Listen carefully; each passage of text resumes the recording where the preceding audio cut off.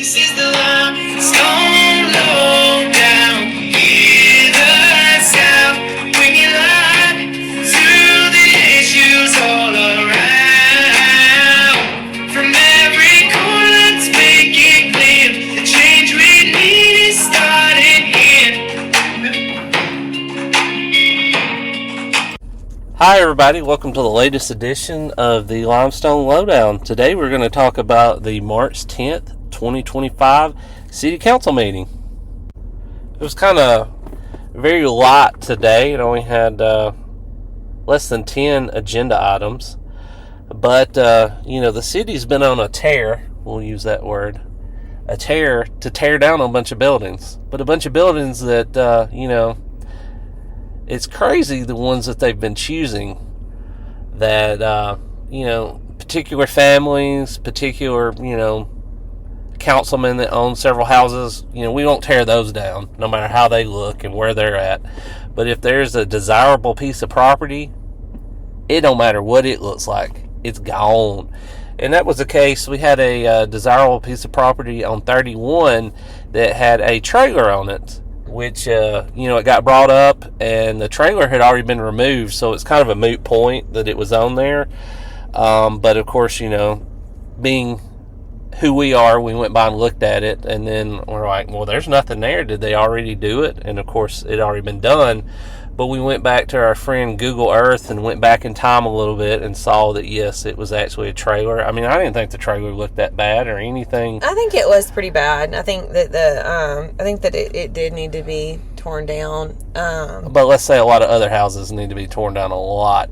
Well, I think that the irony in it is like the location. So, we've talked before and just, we've noticed a lot of listeners aren't from this small area. So we've got two main intersections. We have 565 or Interstate 65, which going north and south. North of us is headed to Nashville, south of us is headed to Birmingham.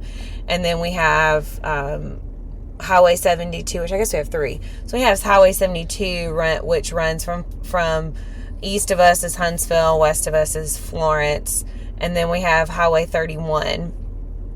And 31 is where a lot of developments have been in neighborhoods. You'll have to heard us talk about the new neighborhoods and the infrastructure and things like that. And so this particular piece of property was on 31. It's right next to a cemetery. Like there's a small graveyard. So I'm not really sure what they're trying to, what they've got planned, what the plan for it is. So anything on those three roadways, we've noticed that they're going to try to find. And then the other house, which is right near the medical district, next to one of our big, business owners, John Plunk, right next to medical supply equipment in the medical district, was another house. So, and honestly, whenever we called, and we'll talk about this, but the city engineer told on himself, and basically what they have to do in order to acquire property is they have to do a condemnation on a building. And so that was told to us. So so it was that this property had already been removed. The owners had already been warned and things like that, and they had already torn down or removed the trailer that was there. So basically, Eric Waddell walked up, which is the building inspector, walked up and said it's been taken care of, and walked right back down. So it took all of 2 seconds on that one. But it was just, you have to tell the story of it. Otherwise, it's like, oh, they just condemned a property, no big deal or whatever. But now it's like we're saying, where's it at? Oh, nobody that's, we'll say famous in this town owns it. So it's okay. If it's wanted and it doesn't belong to anybody famous, let's get rid of it. So the next one is there's a public hearing for the Southern Table, which is Canebrake, which is one of the large, prestigious neighborhoods in Athens. They've got a clubhouse and they have, I guess, a chef there. And the Southern Table is a local restaurant, so they're going to take over that so that I guess like the people that live there can order food and stuff like that. And they did the liquor license for that canebrake. And ironically, our favorite city councilman, Mr. Chris Seibert, did not vote on that. I haven't been able to look and to find what his affiliation, because he doesn't live in there. Nope. So I wonder if he's like a part owner or something in that. I mean, that's always possible. Which makes sense, because Terra Nova's, they didn't let Terra Nova's renew their lease. You're rabbit trailing now. Come on now. But yes, and correct. Everybody was mad about Terra Nova's getting asked to leave. Like, nobody was for that. And then it was like, as soon as Terra Nova's, because it wasn't that Terra Nova's didn't want to, because they've been closed for like wanted to. A year or two now at this point. Because they've been waiting for that new building, which also doesn't have anybody in it now. Remember? They just opened that new shopping center that Terra Nova's was supposed to go in, and Terra Nova's went to the 31 shopping center in an already established place. So, I guess you heard it here first, guys. There could be even more to this than meets the eye, because we're just now thinking about it ourselves. Like, wait a minute, yeah, Terra Nova's was basically told we're not going to renew your, and it was like lease. They gave like a 2-week notice. It was it was, sorry guys, we're closing down, and that's definitely a staple in Athens. And then the next thing you know, Southern Table's coming in its place, and then now knowing that he didn't vote on it, and we know who owns that strip of buildings. Yes. So anyways, next, there was a resolution to appoint Henry White to the Mental Health Center of North Central Alabama for a 6-year term. But wait, who was he? I believe Mark told us that he used to be somebody. He was either on the city council or a commissioner or something, because he owned a large amount of land in the county. So wouldn't have known who this man was, but yeah, if he's already served, let's let him serve some more, right? Another, won't say prestigious board, but a board nevertheless. And then there was a consent calendar that there was a resolution to approve a low bid of Woody Anderson Ford to purchase a 2025 Ford Expedition for $57,728. Funded from the police department existing capital expenditure account. This was also the first city council meeting that they provided funding information and like what pot of money it came out of. Well, I'm gonna have to stop you a second, because Amanda and Mr. Scott Marshall So Amanda and Mr. Marshall have been on them left and right about, hey, can we add more stuff? Can we add more stuff? Can we add more stuff? And lo and behold, 6-7 months later, we finally got more stuff on there. Now, I won't give them as much credit as Amanda will. That they've added some things. I think it could be better, and I think it could be more electronic up into the 21st century. But I will nevertheless acknowledge that there is something there now, and it's a start. So we're very thankful for that. So good job, Amanda. Your dogged determination has paid off. So next thing, we've got the resolution to appoint Ronnie Marks as the voting delegate for the annual business meeting. And then Mr. Lucas will be, I guess, the alternate vote. So this was something. The next one is resolution to approve the submission of a formal amendment to request a DECA regarding the Vine Street neighborhood projects in order to reflect the total amount spent. This was one of the ones that anything to do, if they don't want to include it, this did not have a dollar amount in the agenda. Going back, there was the resolution. It ends up being like $1.4 million at this project. So they go through a DECA and they are applying for these grants that Holly Holman has done. Again, it always goes back to, we can do grants for other things, but where's the Strain Road stuff? And I know you hear us talk about it ad nauseum. But that was something that was on this meeting that they didn't include, but it was addressed. Another thing was a resolution to revise the Public Works Department org chart, just moving positions around. And then Shane Black, the city attorney, he mentioned at the beginning some properties that were, was it, a drug bust or something? Basically, yes. Drug houses that It was like a cooperation between the everybody had a part in it. Like the city's got a part in it, the county's got a part in it, and the state's got a part in it.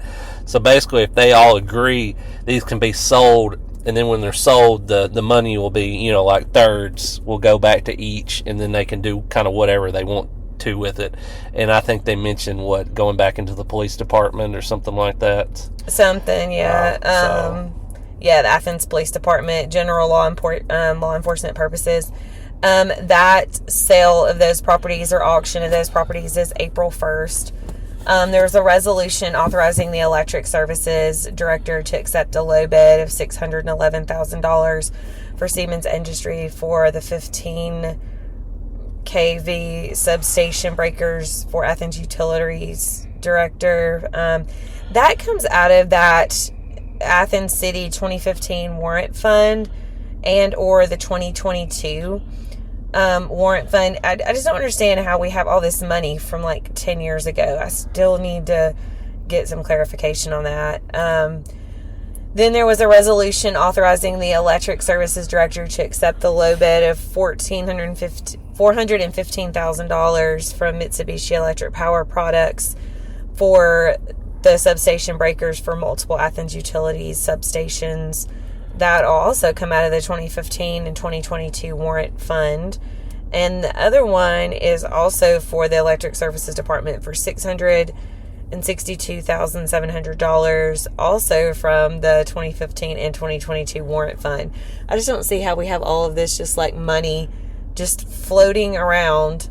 You would think it would like close out and get added or Rolled go over, away, yeah. rolled up. However, you wouldn't want, okay, this is coming out of 2015. This one's coming out of 2022. Is there a 2025? I mean, we don't know. I mean, this is nearly $1.6 million that's just spent on a few substation breakers that they're just like, and I don't mind that it's being spent, but we're spending it out of 10-year-old accounts. There were 2 additional items added. Yes, the boiler went out in the police department, so they spent about 60 plus thousand is going to have to be spent to fix that. And I think the new police department, I say new police department, it's 10 years old now or so, or maybe 20. I don't know. I don't remember on that. But I guess that's within the life range or whatever. That's not too unexpected. And luckily, the weather, hasn't been too cold for them. So, and then the Pecan Park Pavilion. It was the roof for the Pecan Park for $10,000. That was coming out of the FY24 general fund. Which that's surplus. Basically, when you say a pavilion, that's basically what it is. I don't even know how they get away with calling it a park, because it's literally a pavilion in a parking lot right off of the square. So, yeah. But it's a park, I guess. Maybe it used to have pecans. I don't know. So. Well, the boiler went out, so I guess there were 3 things. So there was another thing that says, the City of Athens, acting by and through the City Council, proposes to apply for the Community Development Block Grant, the CDBG, and Appalachian Regional Commission, the ARC grant funds, to construct road improvements near the intersection of Mooresville and 72 to serve as the new French Mill crossing development. So that was something that wasn't on the agenda, but it was on there. That is the funds in the amount of $400,000 to construct those road improvements. That the City of Athens will provide a local cash match of $618,000 to support this project. So basically, what it was, that's for the new Publix out towards East Limestone. That initially it was going to be $1.6 million that the city was going to have to pony up for the road improvements, and they're getting 2 different $400,000 grants, which dropped the city's total down to only $600,000. Yeah.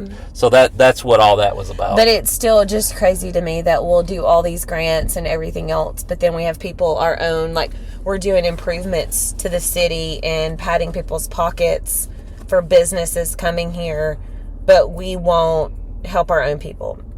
Anyways, as we digress, one of the things that I do want to harp on the public speaking, because there was literally just like 3 or 4 of us that were there. It wasn't a huge in-depth meeting, but I do want to address that Jared and I had our attorney reached out to us and told us that Chris Seibert's attorney asked if he was receiving services on behalf of us, which meant that there was litigation coming. And, we're now, in the fight of having to retain an attorney, what this looks like for our family. And I got up and spoke and asked, what the issue was with me questioning the agenda and this information on the agenda. And just because certain properties are affiliated with certain councilmen does not claim anything to be defamation or anything like that. And I, use the word that my family is now, there's a threat of potential litigation. I also talked about needing a turn lane at Hine Street and onto West Washington, which is where our fire department sits. And there was a wreck where a car got overturned there. The mayor got very combative with me. Jared and I ended up having a meeting with him the following week just to kind of discuss moving forward. And because Chris Seibert owns a corner and one of our other families own the other two corners, it's become an issue. So what started out as just something that we felt was necessary was needing that turn lane added there. Because now, since all of this new construction and Athens is just growing, the roads are very narrow and we need that turn lane. I mean, it's hard for any emergency vehicles. I mean, even for the fire trucks pulling in and out there and onto West Washington Street. And when we met with the mayor, he was like, the city engineer even said that it was ridiculous. Like, I could have just picked the phone up and called him. Well, at the end of our meeting, I did end up giving him a call, Michael Griffin, and he was so nice to talk to. He talked to me for a good solid 5 minutes and said that it wasn't an issue, that he honestly appreciates people calling.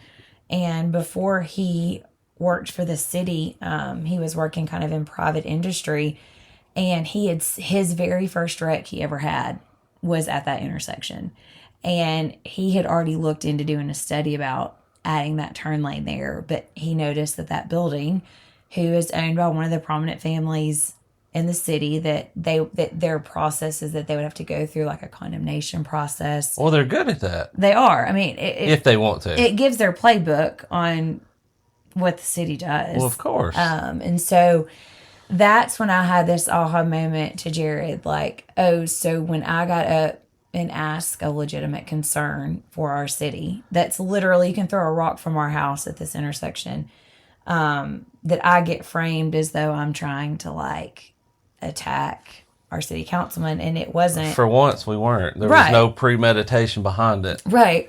But I mean, now that it's out in the open, it's like, these families have taken so much from the city, they could give just a little back with these intersections and make our city a safer and better place. I think they'd still be way out in the head. Right. Just a little sacrifice on their part. Right. So, So I also got up and I asked about that warrant fund and what that represented from like years ago. Ronnie Marks explained that that's money that's obtained from the bond market. So then we had Mr. Mark Wilson address the city council regarding the dilapidated houses that's been presented. Isn't this where he brought the poster? Yes, I think this was the first time he brought that. He brought a huge poster of this abandoned building that's on North Jefferson Street. Can you guys guess who it's owned by? Oh, yeah, that's right. You got it. Dana Henry wouldn't even look at it. I think she even like flicked the paper away. Or Ronnie Marks. It was Dana Henry or Ronnie Marks. They wouldn't even. Of course not. Dana Henry, she's gotten very rude lately. When we get up and speak, she won't even like look up. You mean the empty pantsuit? Oh, you kill me with that. Well, that's my nickname for her. She doesn't ever question anything. She just votes yes. And there's just not much to it. Yeah. And then Jared got up, thanked Shane Black for the Attorney General opinion that we still don't have an answer on. That he mentioned about the live stream and stuff again, and that the citizens have a right to ask questions, and I'm sure that that they're not going to give you. Well, we do have the right to ask questions. We just don't have the right for the public to see what we're asking, because we have the meetings starting at 4. Yeah, it's just not a very convenient time for anybody, and people struggle to get there. But again, I think that was very intentional. And then now the people could at least watch the meeting after the fact, and you've taken that away from them too. So it's like you just don't. When we figured out that what we were saying was becoming very effective, that's when Ronnie March decided to shut it all off. Because he has a problem with, as he says, our little group. And we've become very effective with our campaign and getting the word out. And all we're doing is this is stuff that should be out in the public anyway. Right. It's not like we're doing anything special or, we're simply filming what you stopped filming and putting it out for public consumption. It's not even like, obviously like this podcast is ours. And so we have our opinions on here, but the stuff that we post in the group is literally very factually based. Very factual, because we do have people that we don't even know in this group, and we don't want it to become, anti the city. It's literally just for exposure. So if we're putting stuff out there and says, hey, the live stream is cut off at public comments, here's these individual videos, it's true. I mean, they do turn it off. And I think that people have appreciated that you don't have to sit there and fast forward through a 2-hour meeting, which some of them were 2 hours.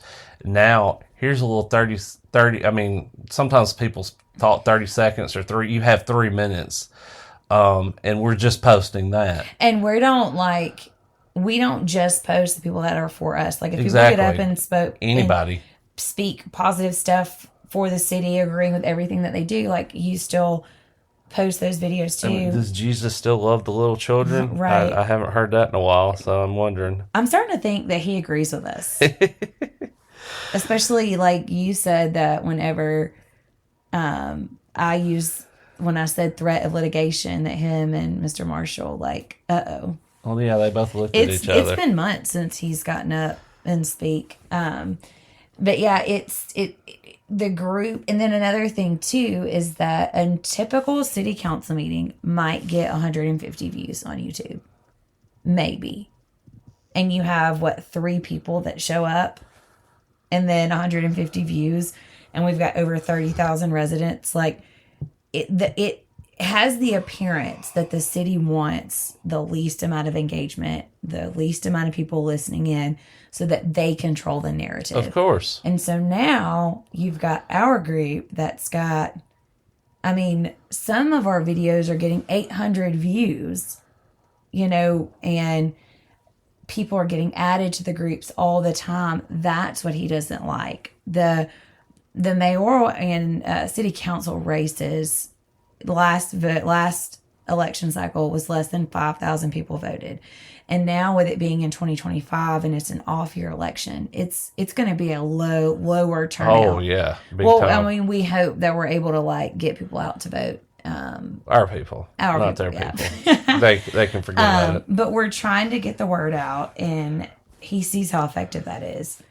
And it's become a problem. And so, but yeah, that was pretty much what it is.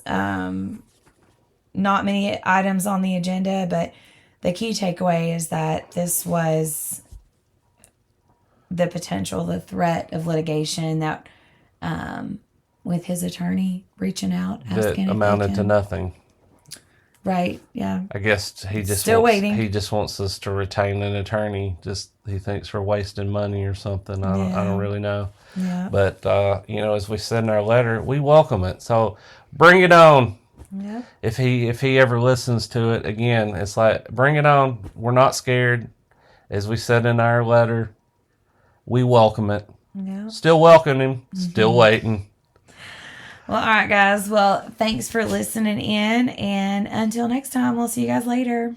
And that's a wrap for this episode of the Limestone Lowdown, where we break down the issues, keep you informed, and give you facts straight from the source. Remember, your voice matters. Your vote counts, and your community thrives when we stay engaged. Stay tuned, stay informed, and stay involved. Until next time, keep questioning, keep advocating, and keep shaping the future of the Limestone area. We'll see you on the next Limestone Lowdown.